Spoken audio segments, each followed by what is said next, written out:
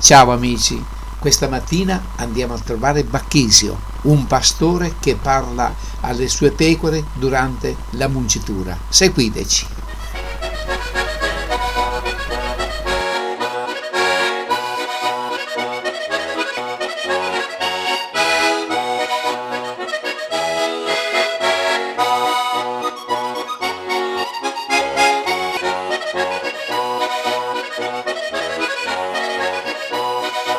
Tacciami. Ma lei come si chiama? Angelo Macchini mi chiama.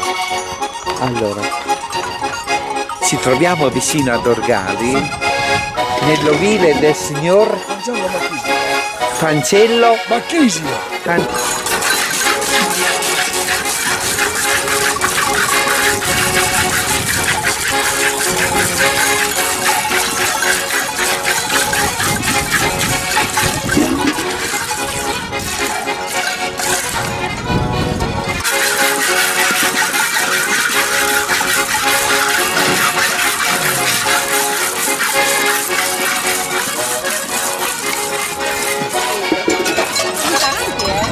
Sì,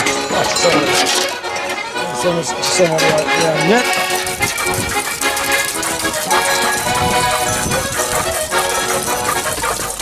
Ci troviamo nell'ovile del signor Bacchisio, appena in tempo per assistere alla mungitura delle sue pecore. Come ci sono più spese però. Certo. Però l'uomo lo va. Mi ricordo che pioveva. C'erano dei parenti di mia moglie nella Francia.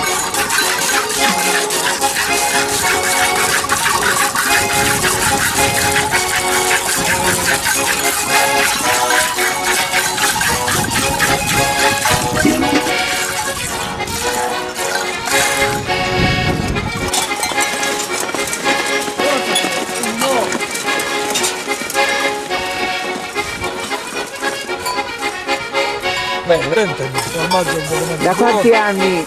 E io? Ecco, Da 14 anni. Ne ho 68.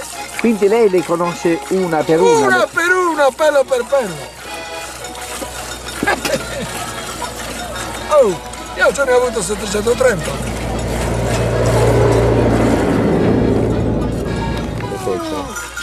Subito l'anno ti conoscono. Sì, certo.